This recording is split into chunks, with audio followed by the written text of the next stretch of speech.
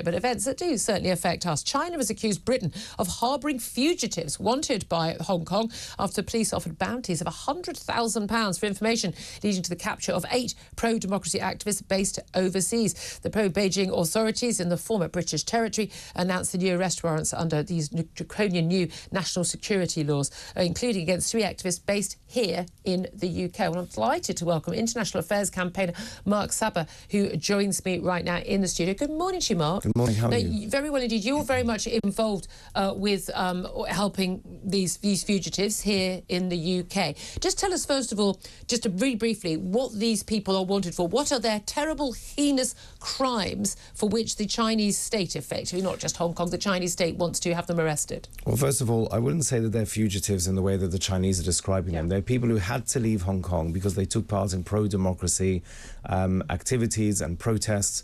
They peaceful protests. Peaceful protests. And they galvanized millions of Hong Kongers to take to the streets, hold umbrellas, sing songs, and do anything possible to shut down a law called the National Security Law, under which anyone can be accused of any crime at any time and be sent to prison for 25 years to life. The UK opened the BNO scheme, of which 150,000 Hong Kongers have taken part in that and arrived in the United Kingdom seeking safety. They are not all fugitives. The Hong Kong authorities have chosen... It's people who believe in democracy. Correct. They were asking for, I mean, the most bare minimum level of having a say in how their country, well, Hong Kong, was run. They wanted greater democracy. They wanted transparency into investigation in deaths in prison. They wanted, you know, not to be put on extradition lists to China, that Hong Kong should remain independent from that. And here we have 3 of them living in the United Kingdom, apparently safe here, and yet the Hong Kong authorities are using this national security law to still pursue them in the UK. It's put a bounty on their heads. Now, the aim of that is not just for these 3 people in the UK.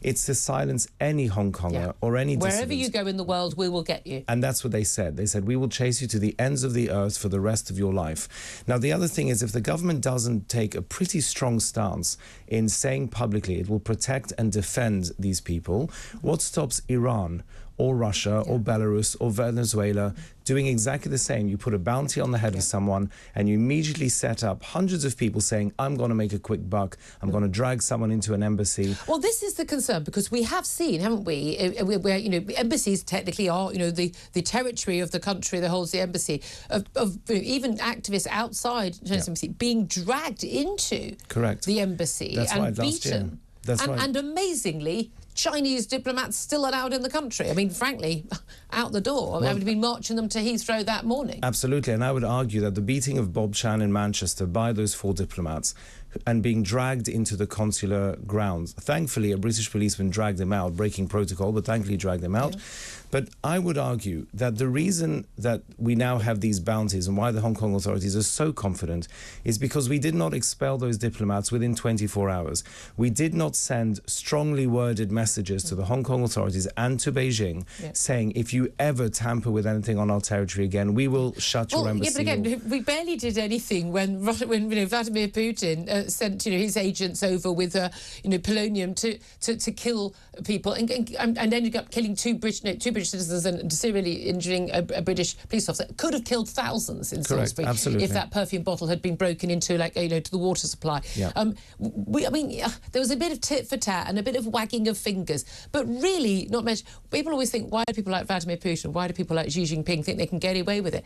Because they always do. That's right, and they get away with it because we, in the Western countries, the democracies, we still believe in a rules-based system, and which we also think if we play nicey-nicey with these people, they'll come over to our way of thinking. Absolutely, and working with Putin has shown that the more nicely you play, the more of a bullying mentality they take. Takes advantage of it. And we see this with Xi Jinping. But we have this bizarre, I mean, at least how we accept we're at war with Russia, at least that he's being treated as the murderous tyrannical dictator he is.